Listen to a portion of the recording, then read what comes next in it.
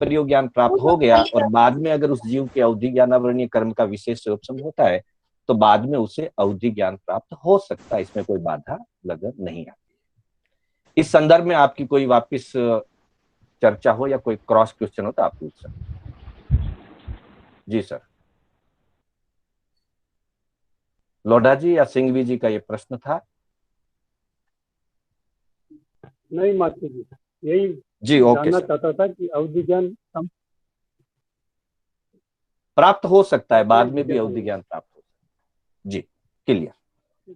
अगला प्रश्न जो है वो अपने ज्ञान से संबंधित ही है, जो दीपचंद जी बंसाली का प्रश्न है। दीपचंद जी बंसाली उपस्थित हैं? बंसाली जी? हाँ जी। बंसाली जी का प्रश्न था। वैसे कल ये प्रश्न किसी और का भी आया था कि क्या वर्तमान में अवधि ज्ञान प्राप्त हो सकता है क्या। एक बहन का प्रश्न था जो अवधि ज्ञान और मन प्रयोग ज्ञान दोनों को लेकर के था। तो बताया गया था कि वर्तमान में मन प्रयोग ज्ञान तो प्राप्त नहीं हो सकता है क्योंकि उसका विच्छेद बताया गया है, पर अवधि ज्ञान वर्तमान में भी प्राप्त हो सकता है। और आपने इसके साथ में पूछा कि क्या योग्यता है। वैसे दीपचंद जी चारों गति के जीवों को अवधि ज्ञान प्राप्त होता है, हो सकता है। देव और नरक में तो जन्म लेना ही उसकी योग्यता है। सयोपशम तो है ही, सयोपशम के साथ देव गति और नरक गति में जन्म लेते ही उस जीव को, देव या नरक को, अवधि ज्ञान अथवा मिथ्या दृष्टि है तो विभंग ज्ञान के रूप में उसका उपयोग रहता है।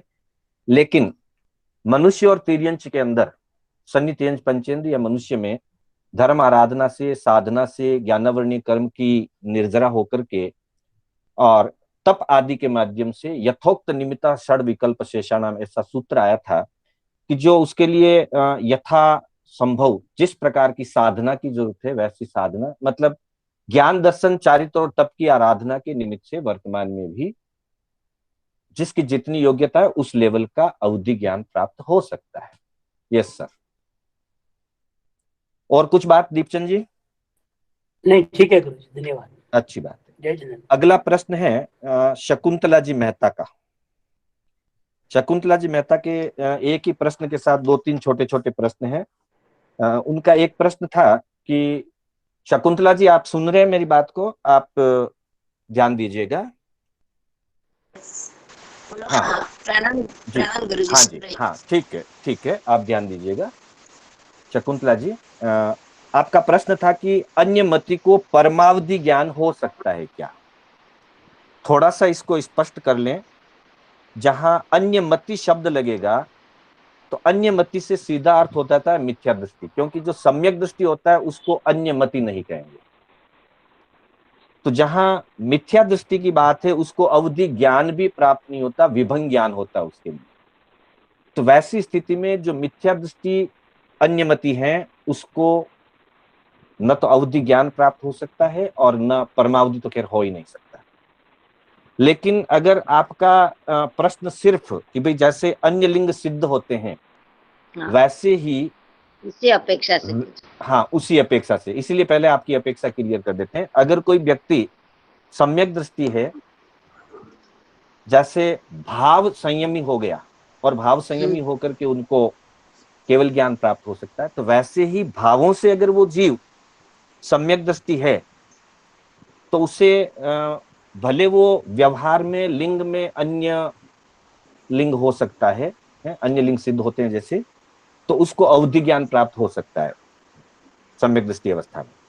और यदि वो भावों से ऊपर चढ़े, क्योंकि परमावधि ज्ञान के बाद अंतर्मूर्त के अंदर अंदर केवल ज्ञान प्राप्त होता है, इसलिए भाव संयम अगर उसके अंदर उत्कृष्टता की तरफ आगे बढ़ता है तो वैसी स्थिति में परमावधि ज्ञान होना संभव लगता है। पर अन्य मति की अपेक्षा अगर मिथ्या दृष्टि की बात करेंगे तो अवधि ज्ञान भी नहीं होता, परमावधि हो नहीं सकता, उनको विभंग ज्ञान हो सकता है। एक प्रश्न आपका था कि विभंग ज्ञान की जगन्य स्थिति कितनी, तो मैं आपको अवधि ज्ञान और मन प्रयोग ज्ञान दोनों का मैं बता देता हूँ, और भी कईयों के लिए ये काम आएगा। सामान्यतया चाहे वो अवधि ज्ञान हो या मन प्रयोग ज्ञान हो, सामान्यतया जगन्य स्थिति अंतर्मूर्ति होती है। ध्यान दीजिएगा, सामान्यतया अवधि ज्ञान की स्थिति या मन प्रयोग ज्ञान की स्थिति जगन्य अंतर्मुख होती है, और उत्कृष्ट अवधि ज्ञान की स्थिति 66 सागरोपम 66 जागृति होती है। हाँ, इसकी अपनी चर्चा हुई थी। और मन प्रयोग ज्ञान की उत्कृष्ट स्थिति देशों 1 करोड़ पूर्व हो सकती है। मतलब 9 वर्ष की उम्र में अगर किसी ने संयम लिया और संयम लेते ही उत्कृष्ट भाव आए, तो 7वें गुण स्थान में उनको मन प्रयोग ज्ञान हो सकता है, और करोड़ पूर्व तक की स्थिति वाले तक के पास मन प्रयोग ज्ञान रह सकता है। इसलिए उत्कृष्ट स्थिति जो है वो मन प्रयोग ज्ञान की उत्कृष्ट स्थिति देशों यानी कि लगभग 9 वर्ष कम 1 करोड़ पूर्व की हो सकती है। तीर्थंकर की अपेक्षा से नहीं नहीं, तीर्थंकर, पहली बात है कि तीर्थंकर की उत्कृष्ट आयु ही 84 लाख पूर्व की होती है, उससे ज्यादा होती है। और तीर्थंकर 28-30 साल की उम्र में, जैसे भगवान महावीर ने कम से कम उम्र में ली तो 28-30 साल में ली, तीर्थंकर की अपेक्षा नहीं होगा। सामान्य व्यक्ति जो उस भव में मोक्ष नहीं जा रहा हो, कदाचित जा भी रहा हो तो अंतिम श्वासोश्वास में जा रहा हो, अंतिम घड़ियों में जा रहा हो, तो सामान्य कोई भी करोड़ पूर्व की आयु वाला चौथे आर्य का प्रारंभ का जीव या महाविद्य क्षेत्र का जीव, जहां उत्कृष्ट आयु 1 करोड़ पूर्व की होती है, वैसा कोई व्यक्ति 9 वर्ष की उम्र में अगर दीक्षा ले लेता है और 9 वर्ष की उम्र में मन प्रयोग ज्ञान प्राप्त हो सकता है, तो उसको अगर जीवन पर्यंत रहे, किसी न किसी को तो रहता ही, इसलिए उत्कृष्ट स्थिति देशों करोड़ पूर्व की बताई, उससे ज्यादा नहीं हो सकता, क्योंकि मन प्रयोग ज्ञान एक भव से दूसरे भव में नहीं चलता है, वाटे बहता नहीं होता है। लेकिन अवधि ज्ञान एक भव से दूसरे भव तक भी साथ चलता है, उस अपेक्षा से 2 भव 3 भव तक भी लगातार 5 भव तक भी रह सकता है। 3 भव देवगति के, 2 भव देवगति के, 3 भव मनुष्य के, या 3 भव देवगति के, 4 भव मनुष्य के, 7 जन्म तक भी रह सकता है। तो वो 22-22 के 3 भव देवगति के, या 33-33 के 2 भव देवगति के अगर करता है तो 66 सागर, और उसके बीच के और आगे पीछे के मनुष्य के भव मिला करके 66 सागर जाजेरी तक अवधि ज्ञान साथ में रह सकता है। एक विशेष स्थिति में इन तीनों ज्ञान के लिए, मतलब मन प्रयोग ज्ञान के लिए और अवधि ज्ञान के लिए और विभंग ज्ञान के लिए भी जगन्य स्थिति जो बताई गई है, जगन्य स्थिति ध्यान दीजिएगा, एक समय की बताई गई, चाहे वो अवधि ज्ञान हो, विभंग ज्ञान हो या मन प्रयोग ज्ञान।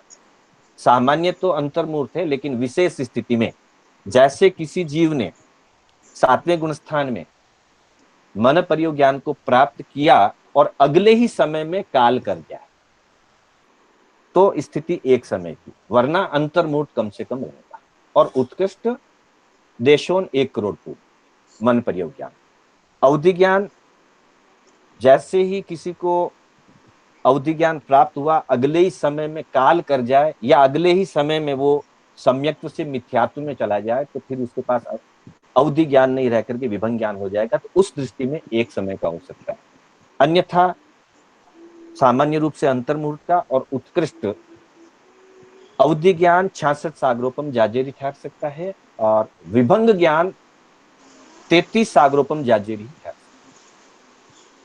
क्योंकि विभंग ज्ञान लेकर के जीव नरक आदि गति में जाए तो अधिकतम 33 सागरोपम तक नरक में रह सकता है, और विभंग ज्ञान को साथ में लेकर के वापस नहीं आते। अवधि ज्ञान को तो देव आदि गति से आते हैं तो साथ में ला सकते हैं, नरक से भी आते हैं तो साथ में ला सकते हैं, अवधि ज्ञान ला सकते हैं, विभंग ज्ञान नहीं ला सकते। मनुष्य यहाँ से विभंग ज्ञान लेकर के जा सकता है, लेकिन देव या नरक से कोई विभंग ज्ञान है तो वो मनुष्य गति में आता हुआ या तिर्यंज गति में आता हुआ विभंग ज्ञान साथ में नहीं लाता। इसलिए विभंग ज्ञान की स्थिति 33 सागरोपम जाजेरी की उत्कृष्ट, अवधि ज्ञान की 66 सागरोपम जाजेरी उत्कृष्ट, मन प्रयोग ज्ञान की देशों करोड़ पूर्व उत्कृष्ट।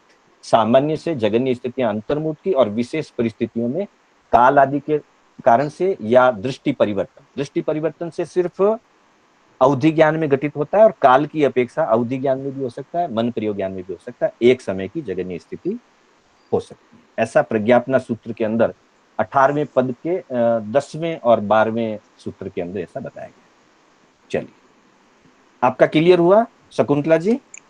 क्लियर हुआ, लेकिन एक मन पर्यव ज्ञान किसी जीव को होता है तो उसी भाव में उसको केवल ज्ञान भी होता ही है ना। ये ऋजुमति और विपुलमति 2 भेद बताए गए हैं। अगर विपुलमति है तो होता ही है, विपुलमति वाले को नियमा है, ऋजुमति के लिए नियम है। ऋजुमति वाला नीचे उतर करके वापिस अनेक भव कर सकता है, समझ में आ गया। जी, चलिए धन्यवाद। आगे चलते हैं। अगला प्रश्न जो है, अब जितने भी प्रश्न है वो ज्यादातर नए से संबंधित प्रश्न है, ज्ञान से संबंधित सारे हो चुके हैं। तो नएवाद में 3-4 प्रश्न है। एक प्रश्न है संगीता मेहता का, उन्होंने कहा कि मुझे नएवाद थोड़ा वापिस अच्छी तरह से समझाना है। एक प्रश्न है रेणु दिलवानी का कि जीवन में व्यवहार एवं निश्चय का कैसे समन्वय किया जाए। एक प्रश्न है सीमाजी जैन इंदौर का कि धर्म श्रद्धा की अपने बात आई थी बीच में कि भाई तमेव सत्यम निसंकम, तो उन्होंने कहा कि भाई हम अपने लिए तो समझ सकते हैं पर परिवार वाले नहीं मानते हैं, तो उसके उनको कैसे समझाएं या उस स्थिति में क्या किया जाए। तो ऐसे 3-4 लोगों के प्रश्न है। एक प्रश्न है वेल्लूर से अनिल जी सुराना का। अनिल जी सुराना उपस्थित हैं? अनिल जी जी हाँ सुराना सर। वेल्लूर। हाँ, हाँ सर, जय आपका जिनेन्द्र सर। प्रश्न है। जय जिनेन्द्र सर, आपका प्रश्न है कि ऋजु सूत्र नय और एवं भूत नय ये दोनों वर्तमान कालिक हैं, फिर दोनों में क्या अंतर है, यही आपका प्रश्न था सर? जी हाँ जी सर। देखिए, हाँ सर, ऐसा है कि है तो दोनों ही नए वर्तमान काल को लेने वाले, लेकिन वर्तमान काल में वापिस स्पेसिफिक किया गया है। एक वर्तमान काल सामान्य ग्राही है और एक वर्तमान काल विशेष ग्राही है। इसको यूं समझिए कि जैसे किसी स्कूल में कोई टीचर है और वो अभी टीचर की मतलब ड्यूटी पे ज्वाइन है, तो हम जी उसको टीचर कहेंगे सर? जी हाँ। जी, तो ऋजु सूत्र नए सामान्य वर्तमान को ग्रहण करता है कि वर्तमान में जो ड्यूटी ज्वाइंट व्यक्ति है उसको टीचर को टीचर कहेंगे, डॉक्टर को डॉक्टर कहेंगे, दीक्षा लिया हुआ है उस साधु को, वर्तमान में जिसने दीक्षा ली हुई है उसको साधु कहेंगे। ये सामान्य ग्राही हो गया। जी लेकिन एवं भूत नय जो है वो वर्तमान में ही विशेष ग्राही है वर्तमान कालिक, लेकिन वर्तमान में विशेष ग्राही है। वहां एकदम सूक्ष्मता से वर्तमान काल को लिया जाता है कि एट प्रेजेंट जिस समय में जिस व्यक्ति की या साधु की, टीचर की, डॉक्टर की बात कर रहा हूं, वो उस समय टीचिंग कर रहा है या नहीं कर रहा है, वो उस समय साधना कर रहा है या नहीं कर रहा है, वो उस समय प्रैक्टिस मेडिकल प्रैक्टिस कर रहा है नहीं कर रहा है। जैसे मान लीजिए एक व्यक्ति के पास 30 साल 40 साल का पीरियड होता है एक टीचर की पोस्ट का या एक डॉक्टर की पोस्ट का, तो वो 40 साल में भी वर्तमान की अपेक्षा से 40 साल तक वो टीचर है। 40 साल उसका डे बाय डे वर्तमान बनता जाएगा, वो टीचर है। पर दोपहर में वो ड्यूटी पे गया, शाम में घर पे है, रात में सोया हुआ है, फिर भी उसको ऋजु सूत्र जो है, ऋजु का मतलब ही सरल है कि सरलता से सहजता से उसको अध्यापक मान लिया जाए, साधु को साधु मान लिया जाए वर्तमान की अपेक्षा से, डॉक्टर को डॉक्टर मान लिया जाए, अध्यापक को अध्यापक मान लिया जाए। लेकिन एवं भूत नय जो है वो स्पेसिफिक प्रेजेंट में, एक्टिव प्रेजेंट जिसको हम कह सकते हैं, तो उसके लिए वो कहा गया है कि जिस समय वो अपनी ड्यूटी, पर्टिकुलर ड्यूटी कर रहा है, एवं भूत नय के अनुसार उस समय ही उसको अध्यापक, अभी मैं क्लास ले रहा हूं इसलिए मैं अध्यापक हूं, आधे घंटे के बाद क्लास बंद हो जाएगी, मैं क्लास से उठ जाऊंगा, सामान्य व्यवहार में मुझे सब लोग फिर भी मास्टर जी कहते हैं और मैं अध्यापक के रूप में माना जाता हूं। लेकिन एवं भूत नय की अपेक्षा से मैं उस समय अध्यापक नहीं हूं, क्योंकि मैं अध्यापन का कार्य उस पर्टिकुलर टाइम में नहीं कर रहा हूं। तो ये फर्क है वर्तमान का होते हुए भी एक सामान्य वर्तमान ग्राही है और एक विशेष वर्तमान ग्राही, specific present activity. Clear sir? जी ओके हाँ sir, thank you sir. Okay sir, अब हम चलते हैं, जो बाकी के प्रश्न 3-4 हैं वो सारे नयों से ही, नयवाद से ही संबंधित है। कोई व्यवहार नय और निश्चय नय की अपेक्षा से प्रश्न है, कोई श्रद्धा की अपेक्षा से प्रश्न है, और नयवाद क्या है, कैसे उसको समझा जाए, उसकी अपेक्षा से भी प्रश्न है। तो इन तीनों चारों प्रश्नों के लिए मैं सबसे पहले रेणु जी का प्रश्न ले रहा हूं। रेणु जी ललवाणी उपस्थित हैं? रेणु ललवाणी, हाँ, आपका प्रश्न था जीवन में व्यवहार एवं निश्चय का समन्वय कैसे करें। जी जी सर। ओके, देखिए ऐसा है, प्रत्येक क्षेत्र के अंदर निश्चय भी होता है अलग अपेक्षा से, और अलग अपेक्षा से व्यवहार भी होता है। यहां इतना ध्यान देना है कि निश्चय को हमेशा दृष्टिगत रखना चाहिए, क्योंकि पहले ये बात आई थी कि जहां निश्चय और व्यवहार की बात होती है या किसी एक नए और दूसरे नए की अपेक्षा से जब बात होती है तो मुख्यता और गौणता ही महत्वपूर्ण है। किसी एक चीज को न तो नकारा जाएगा और न किसी एक चीज को निषेध किया जाएगा, छोड़ा जाएगा। छोड़ा भी नहीं जा सकता, नकारा नहीं जा सकता, निषेध नहीं किया जा सकता, लेकिन मुख्यता और गौणता उस अपेक्षा से समझना पड़ेगा। जैसे इसको एक एग्जाम्पल से पहले समझ लें कि एक व्यक्ति जिस समय व्यापार के क्षेत्र में बैठा है और अपना बिजनेस कर रहा है, पर उसने 12 व्रत लिए हुए हैं, तो है तो वो श्रावक ना, पर अभी वो श्रावक वाला कोई विशेष साधना वाला काम नहीं कर रहा है, अभी वो अपनी दुकान में काम कर रहा है। तो इस समय वो व्यवहार पक्ष में चल रहा है, और जिस समय वो पौषध में, सामायिक में आदि में एकांत रूप से साधना में लगा हुआ है, उस समय वो निश्चय में चल रहा है। एक अपेक्षा है समझने के लिए। दूसरी अपेक्षा, मुख्य बात यह है कि व्यवहार का कर्तव्य, क्योंकि आपने जीवन में कैसे समन्वय करें इस अपेक्षा से ये प्रश्न पूछा है, तो निश्चय में आपको जो काम करना है वो कार्य करना है, लेकिन व्यवहार में आप दूसरे कार्यों को नकार नहीं सकते। इसको यूं समझिए कि जैसे अपना जो जीवन है, अपने जीवन पर, आपके जीवन पर किसका अधिकार है रेणु जी? जी सर, अपना ही होता है अपना ही और होता पूरे है। परिवार का भी होता है साथ में। नहीं तो आप एक तरफ कहते हैं अपना ही होता है और दूसरी तरफ कहते हैं पूरे परिवार का होता है, तो ये क्या है? यही निश्चय और व्यवहार है।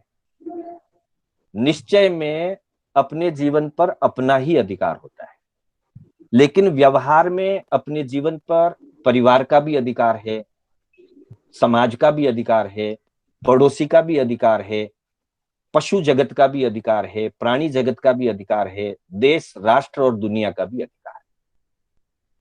तो यहां जो व्यवहार के अंदर जिनके जिनके जो जो अधिकार हैं, उनके अधिकारों को बाधित किए बिना, ध्यान दीजिएगा, उनके अधिकारों को बाधित किए बिना उनके लिए आपका जो कर्तव्य है उस कर्तव्य को आप निभाएंगे तो ये व्यवहार पक्ष हो जाएगा। पर जी उस सर। समय भी आप अंतर से अपने आप से जुड़े रहेंगे, अंतर से अपने आप से जुड़े रहेंगे, ये आपका निश्चय है। तो अंतर से आप विचलित नहीं होंगे, लेकिन व्यवहार से किसी को बाधित नहीं करेंगे। अंतर में आपके मलिनता नहीं आएगी और व्यवहार में आपका कोई भी काम डिस्टर्ब नहीं होगा। इस तरह से दोनों चीजों को समन्वय करके चलना होता है, तब जाकर के जीवन के अंदर व्यवहार और निश्चय दोनों मैनेज हो जाते हैं। इसको और एक चीज से समझिए, जैसे जीवन के लिए एक शब्द आता है इंग्लिश में लाइफ, LIFE, क्लियर? तो लाइफ के 4 अक्षर हैं, LIF और E। इसको यूं समझिए, live individual, LI, live individual मतलब अपना जीवन निश्चय में अपने लिए जियो। But F and E, fulfil everybody's basic need and necessities. जब हम ग्रस्त जीवन के अंदर हैं, व्यवहार जीवन के अंदर हैं, तो हमें इस बात का ध्यान करना रहेगा, हम अपनी आराधना, अपनी साधना, अपने मन के परिणाम, अपने सिद्धांत, अपनी श्रद्धा अपनी तरीके से दृढ़ीभूत रखेंगे।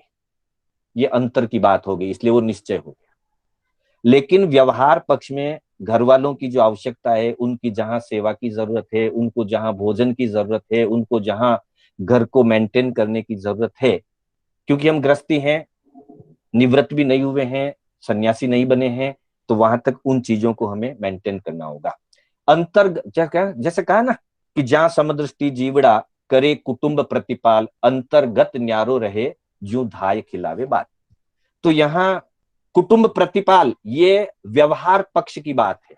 मतलब इस एक गाथा के अंदर सम्यक्त्व की बात भी बता दी गई है और इसमें निश्चय और व्यवहार दोनों चीजों को बताया गया है। जो समदृष्टि जीवड़ा करे कुटुंब प्रतिपाल, एक सम्यक दृष्टि जीव है, वो अपने कुटुंब यानी अपने परिवार का परिपालन, पालन पोषण आदि करता है, परिवार को चलाता है। तो क्या कह दिया कि करे कुटुंब प्रतिपाल, अंतर्गत न्यारा रहे। पर अंतर से वो क्या रहता है, अलग रहता है। अंतर में वो जानता है कि मेरी आत्मा ही मेरी आत्मा है, बाकी के सारे पर हैं। ये अंतर में जानते हैं कि बाकी के पर हैं, ये निश्चय पक्ष है। पर व्यवहार में आप सबके साथ अपनत्व वाला व्यवहार लेकर के चलेंगे। व्यवहार में अगर आप कह देते हैं कि आप मेरे कोई नहीं हो, मैं आपका कोई नहीं हूं, तो व्यवहार का जीवन नहीं चल सकता। इसलिए कहा लिव इंडिविजुअली, मतलब अपने निश्चय में अपना जीवन, अपने अंतर में अपने आप अपेक्षा से जिए, अविचलित रह करके जिए, लेकिन fulfil basic reasonable need and necessity for everyone, everybody, सबके लिए जो रीजनेबल ड्यूटीज हैं, रीजनेबल उनकी जो डिमांड है, जिनको पूरा किया जाना उचित है, उनको व्यवहार पक्ष से पूरा किया जाता है। इस तरह से जीवन के अंदर व्यवहार और निश्चय को दोनों को समन्वय करके चलाया जाता है। क्लियर? अब आपका कोई इससे रिलेटेड प्रश्न हो तो रेणु जी।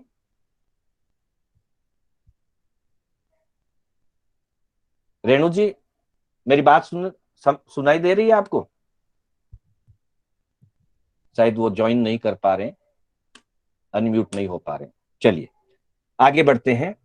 अगला प्रश्न धर्म श्रद्धा के संदर्भ में है, वो भी निश्चय और व्यवहार को ही लेकर के था, जो 2-3 दिन पहले अपनी चर्चा चली थी। सीमा जी जैन इंदौर उपस्थित है अभी? जी गुरु जी प्रणाम। जी जय जिनेन्द्र। हाँ, आपका प्रश्न था कि धर्म श्रद्धा हम तो दृढ़ रहते हैं, लेकिन परिवार को कैसे समझाएं। तो यहाँ पर भी वही निश्चय और व्यवहार वाली बात तो लागू पड़ेगी। धन्यवाद सर, बहुत अच्छी तरह से समझ में आया। Thank you. कौन? रेणु जी? रेणु हाँ, जी, ओके। हाँ, थैंक यू सर, हाँ, बहुत अच्छी तरह से धन्यवाद सर। म्यूट पे आ जाइए। हेलो। हाँ, हेलो। म्यूट कर लीजिए अब। हाँ, सीमा जी का प्रश्न है, धर्म श्रद्धा का स्वयं के लिए तो हम धर्म श्रद्धा पर दृढ़ हैं, लेकिन दूसरों को हम कैसे समझाएं? अगर वो नहीं मानते हैं तो कैसी स्थिति रखें? क्या करें हम उस स्थिति में? ये बड़ा धर्म संकट हो जाता है, ऐसा उनका प्रश्न है। देखिए, सबसे पहली बात ये समझ लीजिए, सीमा जी आप ध्यान दीजिएगा, सभी लोगों के लिए है। जी गुरु जी। हाँ, बाकी सभी लोग म्यूट पे रहें प्लीज। सबसे पहली बात तो ये ध्यान कर लीजिए कि धर्म जो है वो व्यक्तिगत विषय है, सामूहिक विषय नहीं।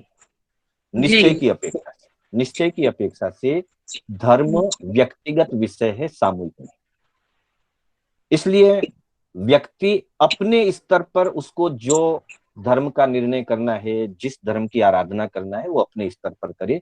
दूसरों को वो प्रेरणा कर सकता है, दूसरों को वो समझाने का प्रयास कर सकता है, लेकिन दूसरों के ऊपर दबाव नहीं डाल सकता, दूसरों के ऊपर जबरदस्ती थोप नहीं सकता। आप म्यूट पे रहिए, नहीं तो डिस्टर्ब होता है। लास्ट में आप बता दीजिए जो भी पूछना हो।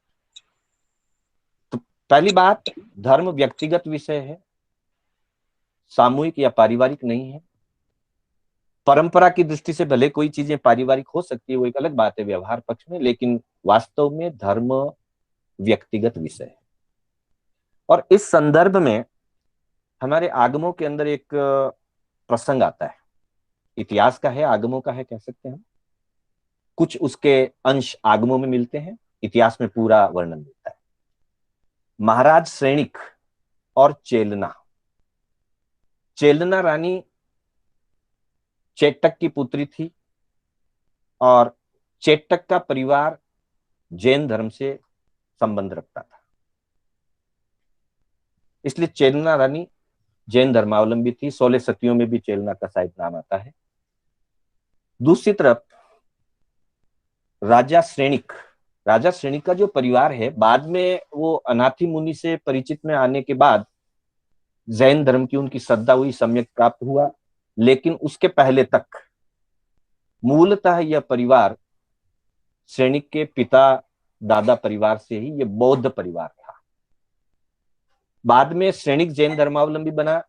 सैनिक के बाद में सैनिक के पुत्र कौणिक भी जैन धर्म से जुड़े हुए थे। पर 2-3 पीढ़ी के बाद वापिस यह परिवार अशोक द ग्रेट, ये भी उन्हीं के वंशज में हुए 2-4 जन्मों के बाद, 2-4 जनरेशन के बाद फिर यह परिवार बौद्ध धर्म में चला गया। फिर ये इतिहास का विषय, अपना विषय सिर्फ इतना है, राजा सैनिक और चेलना। चेलना जैन धर्मावलंबी थी, शादी होकर के राजा सैनिक के यहाँ आई। राजा सैनिक बौद्ध धर्मावलंबी थे। दोनों का जीवन जो व्यवहारिक और पारिवारिक जीवन था वो बहुत अच्छी तरह से व्यतीत हुआ। कोई उनके जीवन में बाधा या डिस्टर्ब जैसी स्थिति नहीं थी। सैनिक ने अनेक प्रयास किए थे कि चेलना को बौद्ध धर्म का समझ में आ जाए और वो बुद्धिज्म को स्वीकार कर ले। ऐसा सैनिक ने भी बहुत प्रयास किया और चेलना ने भी बहुत प्रयास किया कि राजा सैनिक जैन धर्मावलंबी बन जाए। ऐसी बहुत सारी घटनाएं और बहुत सारी इससे प्रसंग हमारे इतिहास में और ग्रंथों में मिल जाएंगे। दोनों एक दूसरे के लिए प्रयास करते थे। इसके बावजूद इस बात को लेकर के दोनों के बीच में कभी भी कोई लड़ाई झगड़ा या कोई खींचातान नहीं होती, समझाने का प्रयास करते और दोनों अपने अपने जगह स्थिर रहे। सैनिक बुद्धिज्म पे ही स्थिर रहा और चेलना जैनिज्म पर ही स्थिर रही। न सैनिक चेलना को बदल पाए, न चेलना सैनिक को बदल पाए, पर अनेक बार प्रयास किए दोनों, और बल्कि चेलना ने ज्यादा प्रयास किए, यूं कह सकते हैं चेलना ने और ज्यादा प्रयास किए जैन धर्म के लिए, लेकिन सैनिक चेंज नहीं हुआ। बाद में अनाथी मुनि के निमित्त से हुआ, उसमें चेलना का डायरेक्टली कोई संपर्क नहीं है, अनाथी मुनि के कारण हुआ था। ठीक है, चेलना ने जो इतने समय तक प्रयास किया उसका प्रभाव जरूर रहा होगा, मैं ये नहीं कह सकता, लेकिन सीधे तौर पर उस समय चेलना का कोई पुरुषार्थ नहीं था। स्वयं अनाथी मुनि के शब्दों से प्रभावित होकर के वो सम्यक दृष्टि बने और जैन धर्मावलंबी बने।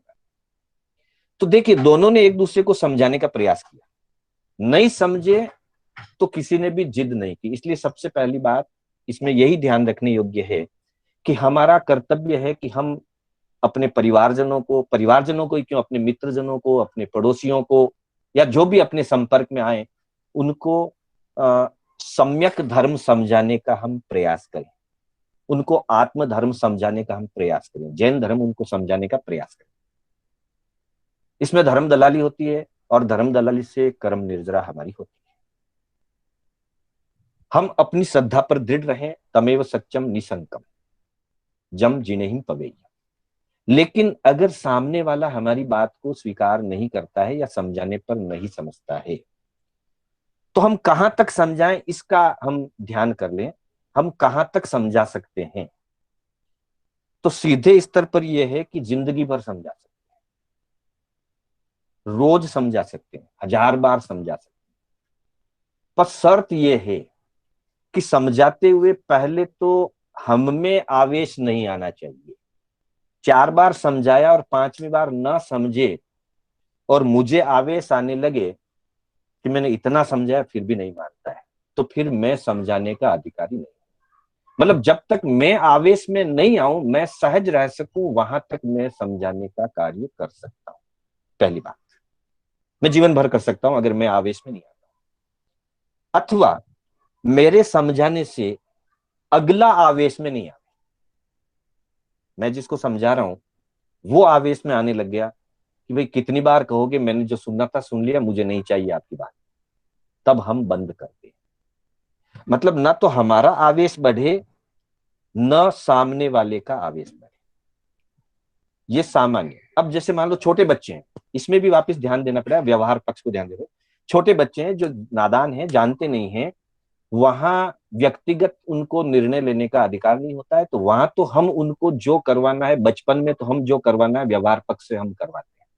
लेकिन जो बड़े हो गए, जो अपना अच्छा बुरा समझते हैं, जो आज की भाषा में जिसको कहें कि जो मेजर हो चुके हैं, 18 साल से ऊपर हो चुके हैं, अडल्ट हो चुके हैं, एडल्ट को अपना निर्णय करने का अधिकार होता है, हम भी उनको समझा सकते हैं लेकिन दबाव नहीं डाल सकते।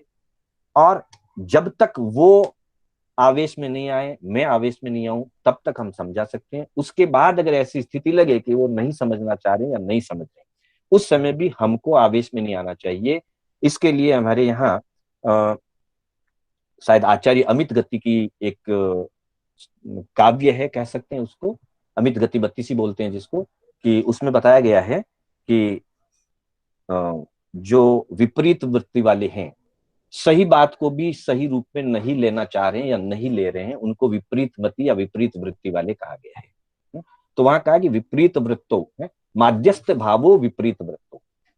तो ऐसी स्थिति में हम अपने आप में मध्यस्थ भाव में आ जाएं। लेकिन एक बात ध्यान रखने का कि मध्यस्थ भाव का मतलब द्वेष कदापि नहीं है। मध्यस्थ भाव का मतलब उनसे अलग हो जाना, कट हो जाना, टूट जाना, दूर हो जाना, ये कदापि नहीं है। मात्र उस चैप्टर में, जो चैप्टर वो नहीं मान रहे हैं, उसमें हम मध्यस्थ भाव हो जाए, मैंने अपना कर्तव्य किया, वो नहीं मान रहे हैं या उनको ये ठीक नहीं लगा, कोई बात नहीं। लेकिन बाकी उनके जीवन के अंदर उनके प्रति हमारी सहयोग भावना, उनके प्रति हमारा कारुण्य भावना, उनके प्रति हमारा प्रमोद भाव, उनके गुणों के प्रति प्रमोद भाव, वो कहीं भी कम नहीं होना चाहिए। तो इस तरह से हम समझाने का अधिकार रखते हैं। जितना हमारा सामर्थ्य उतना हम समझाने का प्रयास करें। जब तक हम और सामने वाले दोनों व्यक्ति जब तक शांत भाव से सुन सकते हैं, सुना सकते हैं, समझ सकते हैं, समझा सकते हैं, वहां तक समझाएं। मानना नहीं मानना कल की बात होगा, लेकिन आवेश आने लग जाए तो वहीं पर उस बात को छोड़ दें। आज छोड़ दें, कल फिर समझाने का प्रयास कर सकते हैं। और अगला बोल दें कि मैंने बहुत सुन लिया आपका, अब मुझे कुछ आपसे इस सब्जेक्ट में मुझे कुछ नहीं सुनना है, तो फिर हम उसको छोड़ दें। जब उनके जी हाँ, किसी का फोन अनम्यूट हो गया है।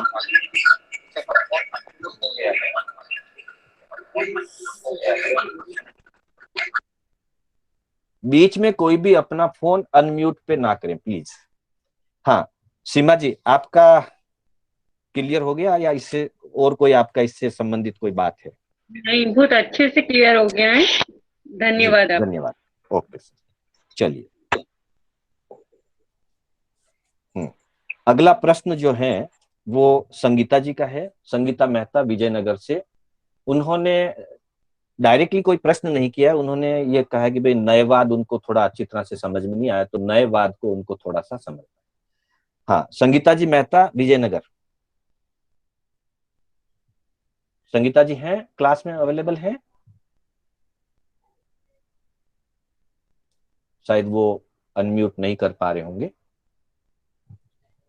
तो नयवाद को हम थोड़ा सा जनरल में वापिस समझ लें। संगीता जी हैं तो उनके लिए भी ठीक है, और नहीं तो दूसरों के लिए भी थोड़ा सा रिवीजन हो जाएगा। नयवाद का अर्थ एक अपेक्षा से हम कह सकते हैं ये अपेक्षावाद है।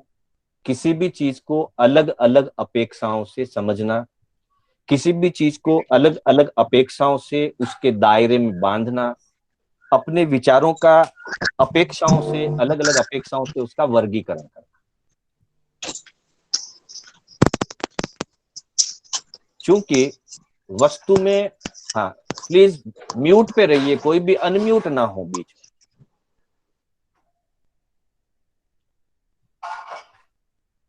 संगीता जी आप ध्यान दीजिए, आप आ गए हैं स्क्रीन पे, मैंने देख लिया है। हाँ मतलब नयवाद का मतलब जो है वो अपेक्षावाद भी हम कह सकते हैं इसको। शादवाद या अनेकांतवाद तो सिद्धांत की दृष्टि से कहते हैं, व्यवहार में इसको अपेक्षावाद भी कह सकते हैं। मतलब वस्तु में अनेक गुणधर्म होते हैं, उन गुणधर्मों में से किसी, पहली बात तो है कि किसी एक गुणधर्म को जानना, उसकी किसी एक क्वालिटी को एक एंगल से किसी चीज को देखना नय कहलाता है। अनेक एंगल से जब देखा जाता है तो वो प्रमाण हो जाता है।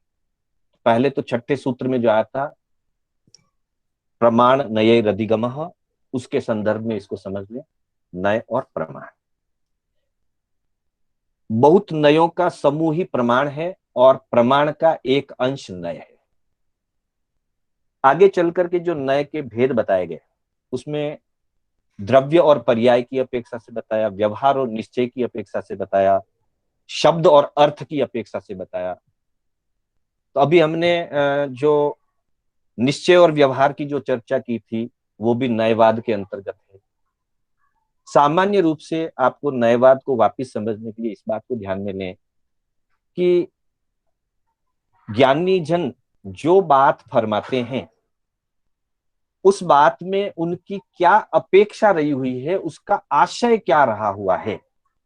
न्यायवाद को समझने वाला व्यक्ति अच्छी तरह से उनके आशय को समझ जाएगा, और जो न्यायवाद को नहीं समझ पाता है, अपेक्षा को नहीं समझ पाता है, तो कभी कभी हम किसी बात के अर्थ को सही रूप में नहीं ले पाते हैं। एक व्यवहार का उदाहरण देता हूं, हालांकि वो इतना फिट नहीं है, पर फिर भी थोड़ा सा समझने के लिए कि हमको कैसे किसी बात के आशय को ग्रहण करना चाहिए। बिल्कुल व्यवहार का उदाहरण ले रहा हूं। जैसे मान लीजिए एक बच्चा स्कूल गया और स्कूल से लौटते हुए बिना सूचना दिए पिक्चर हॉल चला गया, मित्रों के साथ में सिनेमा देखने के लिए चला गया। माँ परेशान हो रही है, 1 घंटा हो गया, 2 घंटा हो गया, 3 घंटा हो गया, अभी तक बेटा आया नहीं, स्कूल छुट्टी होके 3 घंटा हो गया, अभी तक आया। माँ परेशान हो रही है। लगभग 4 घंटा बीतने पर 1 बजे स्कूल छूटता है। नॉर्मली 1:30 से 1:45 तक बच्चा घर आ जाता है। आज वो ठेठ 5 बजे घर आया। जब 5 बजे घर आया तो माँ ने कहा कि माँ तो परेशान तो थी, कहाँ गया था, इतनी देरी क्यों हुई? तो बेटे ने कहा मैं पिक्चर गया था। माँ को गुस्सा आया। माँ ने कहा जा और देख पिक्चर, जा पिक्चर ही देख और देख। माँ ने गुस्से में कहा। बच्चा नादान है, बच्चा समझ नहीं पाया। बच्चे ने कहा अच्छा 100 रुपया दो और पिक्चर देख लूंगा, तुम कह रहे हो और देखो तो मैं देख लूंगा, लाओ 100 रुपया। तो यहां बच्चा नादान है, माँ के शब्दों के आशय को नहीं समझ पा रहा है। माँ उसको इनडायरेक्टली डांट रही है, इनडायरेक्टली माँ उसके पिक्चर जाने को गलत ठहरा रही है, और बच्चा ये समझ रहा है कि माँ कहती है कि जा एक पिक्चर और देख ले। तो न्यायवाद को समझने वाला आशय को समझ जाएगा कि इस बात के पीछे क्या आशय है। वैसे ये दर्शन शास्त्र का विषय है, थोड़ा क्लिष्ट लग सकता है शाब्दिक दृष्टि से, पर व्यवहार दृष्टि में हम इसको इतना ही समझ लें कि अलग अलग अपेक्षा से किसी वस्तु का जो निरूपण किया गया, किसी बात को जो कहा गया, उसके पीछे क्या आशय है।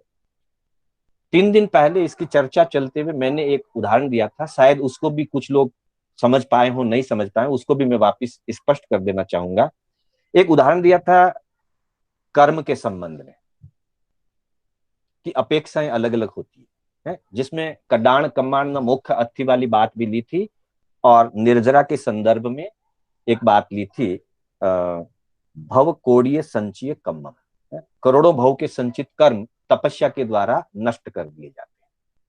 और दूसरी तरफ कहा है कि किए हुए कर्मों को भोगे बिना मुक्ति नहीं होती, कडाण कमांड मोक्ष होती।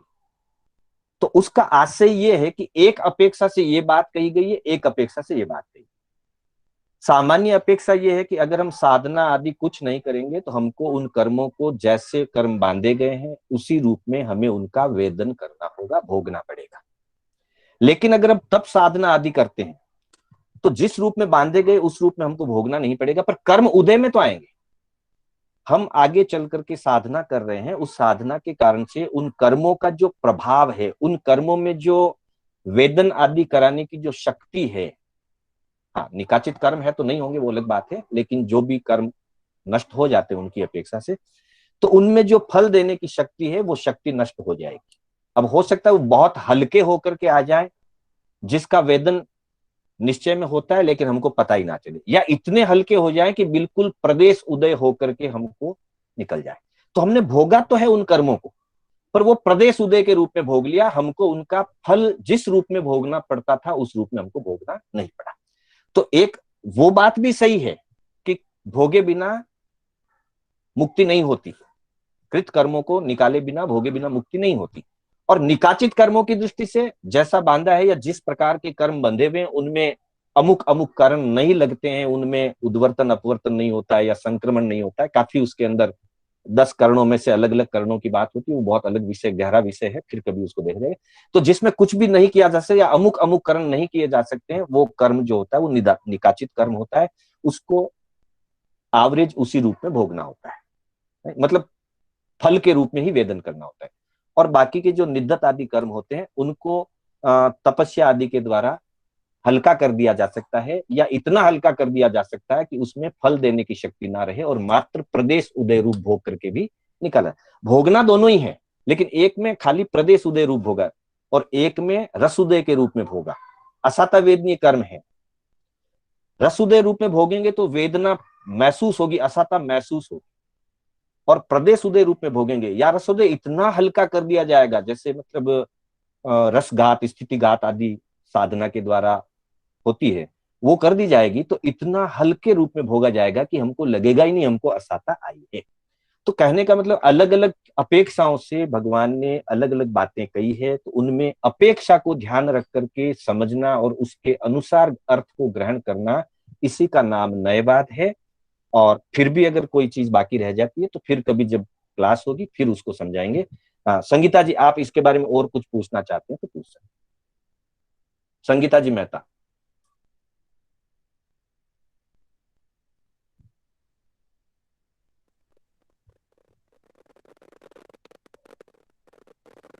पहले जो देरी से जुड़े, कौन बोल रहे हैं? मैं दीपिका। दीपिका जी सिंह, हाँ बोलिए, पूछिए। नए और अनेकांत वाद का अंतर थोड़ा समझा सकते हैं? सिद्धांत को अनेकांतवाद कहते हैं, वस्तु में अनेक धर्म होते हैं, तो उस सिद्धांत को अनेकांतवाद कहते हैं। और अनेकांतवाद की बातों को जब वर्गीकरण करके कहा जाता है या समझा जाता है तो वो उसी को नयवाद या शादवाद कहते हैं। ये निश्चय में ये एक ही चीजें हैं, शाब्दिक दृष्टि से इनमें थोड़ा थोड़ा अंतर है। तो शादवाद का मतलब शायद ऐसा भी होता है और शायद ऐसा भी होता है। तो जो ऐसा होता है वो किस न्याय की अपेक्षा से होता है, ऐसा किस न्याय की अपेक्षा से होता है, उसको समझाने के लिए नयवाद का सहारा लिया जाता है। पर इन सब का मूल आधार अनेकांतवाद है, वस्तु अनेक धर्मात्मक होती है। एक उदाहरण जैसे परसों लिया था कि भाई आत्मा, द्रव्य की अपेक्षा से आत्मा नित्य है और पर्याय की अपेक्षा से सभी द्रव्य, चाहे वो आत्मा कहते हैं चाहे जीवादि धर्मादि सभी द्रव्य, 6 द्रव्य नित्य भी हैं अनित्य भी हैं। तो किस न्याय की अपेक्षा से वो नित्य है, किस न्याय की अपेक्षा से अनित्य है, ऐसा वर्गीकरण करना नयवाद है। और ऐसा होता है इसको स्वीकार करना कि वस्तु में अनेक धर्म होते हैं, इसको स्वीकार करना अनेकांतवाद है। तो अनेकांतवाद से उसको स्वीकार किया जाता है, शादवाद या नयवाद के द्वारा उसकी परूपणा की जाती है, उसको समझा जाता है। जी चलिए। तो अन्य मतियों के धर्म को अनेकांतवाद से स्वीकारा जा सकता है? उसमें जितना सत्य है उतने सत्यांश को स्वीकारा जा सकता है। देखिए एक बात है, एक ध्यान लीजिए एक बात को, हमारे यहाँ प्राय करके हर जैन धर्म स्थानक में या मंदिरों में, उपासनालय में, आराधना भवन में एक बैनर लगा हुआ रहता है, प्राय करके सब जगह, अहिंसा परमो धर्मः। बहुत जगह लगा हुआ देखा होगा आपने जैन स्थानकों में। और हम बोलते भी हैं अहिंसा परमो धर्म की जय, बोलते हैं ना ऐसा। तो ये अहिंसा परमो धर्म जो स्लोगन है, ये कौन से आगम या कौन से ग्रंथ का है? जैन ग्रंथ का है, आपको ध्यान में है आपको इसके बारे में? नहीं। दीपिका जी नहीं ध्यान में। नहीं ध्यान में। और किसी बंधु को ध्यान में है तो बता सकते हैं। जो भी क्लास में 70-75 लोग उपस्थित हैं, किसी को भी, मैं किसी की परीक्षा नहीं ले रहा हूं, माफ करना, जस्ट जानकारी के लिए, किसी को ध्यान में है तो बता सकते हैं।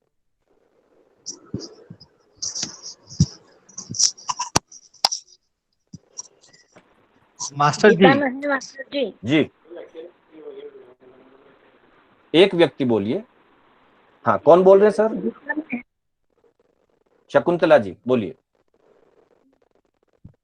इस प्रश्न का उत्तर किसी को देना है कि भाई अहिंसा परमो धर्म यह स्लोगन किस ग्रंथ या धर्म ग्रंथ या आगम या किस में है, कहां से लिया गया है?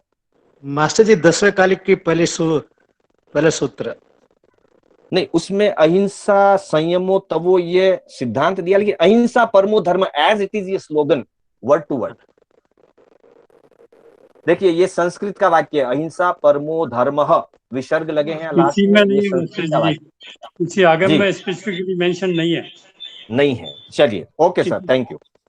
अपेक्षा से आपकी बात सही है कि अहिंसा को महत्व दिया गया है। 10वें कालिक की धम्मो मंगल मुकितम अहिंसा संयमो, तो वो उत्कृष्ट धर्म है, उत्कृष्ट मंगल है, वो ठीक बात है।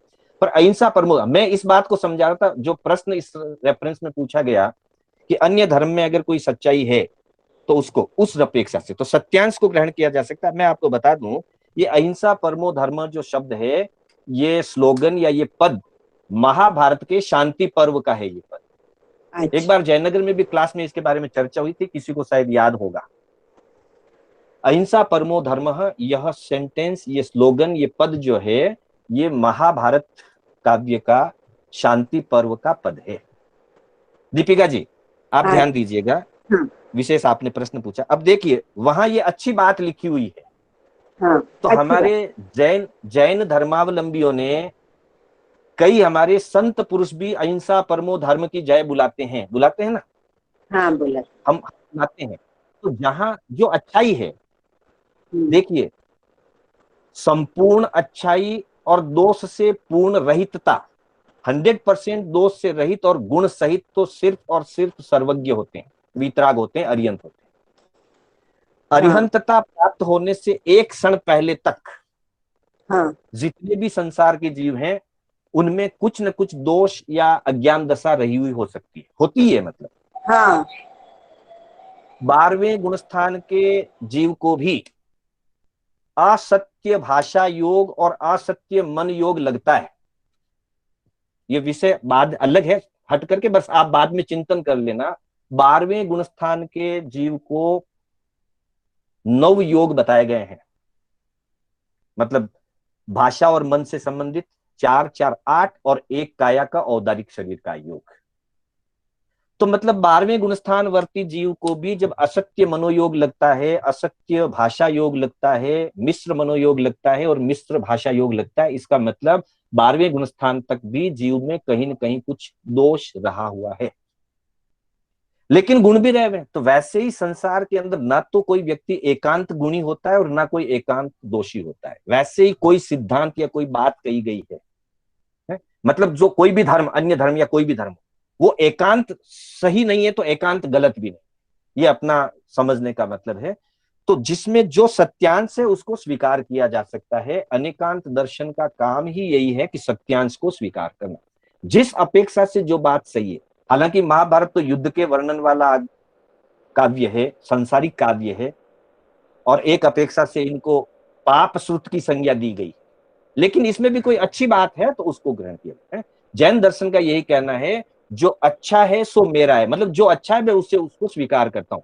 जो मेरा है उसको अच्छा कहना, ये जैन दर्शन का पक्ष नहीं है। जैन दर्शन का पक्ष है जो अच्छा है, सच्चा है, वो मेरा है। मतलब जहां अच्छाई है, जहां सच्चाई है, उसको मैं ग्रहण करूंगा, स्वीकार। क्लियर? Okay sir. हाँ, लेकिन हम बोलते हैं कि अन्य मतियों की संगति नहीं करें। हाँ, ये विषय लंबा हो जाएगा, फिर कभी इसकी चर्चा करेंगे। प्रारंभिक लेवल में ये कहा गया कि अन्य मतियों की संगति नहीं करे। संकित के 67 बोल के पहले बोल में ये बात कही है, लेकिन 8वें बोल में जब प्रभावना की बात आई तो ये भी कहा कि अन्य मतियों से वाद करे और जैन धर्म को दीपावे। तो जो खुद कमजोर है ना, जो स्वयं बराबर खड़ा रह करके चल नहीं सकता, वो दूसरों को सहारा नहीं दे, नहीं तो खुद भी गिरेगा, दूसरे को भी गिराएगा। जो मजबूत हो गया खुद अच्छी तरह से, वो खुद भी खड़ा रह सकता है और दूसरे को भी खड़ा होने में सहारा दे सकता है। इसलिए पहले बोल में तो ये कह दिया, श्रद्धांचार में तो, कि अन्य मतियों की संगति ना करे, क्योंकि वो खुद अभी कमजोर है, गिर जाएगा। अच्छा, लेकिन 8वें बोल के अंदर कहा कि अन्य मतियों से वाद करे और जिनमत को मजबूत करे, जिनमत को दीपावे, जिनमत की स्थापना करे। तो जब परिपक्व हो तो अन्य मतियों से आप चर्चा कर सकते हो, अन्य मतियों से संगति कर सकते हो, परिपक्व हो तो।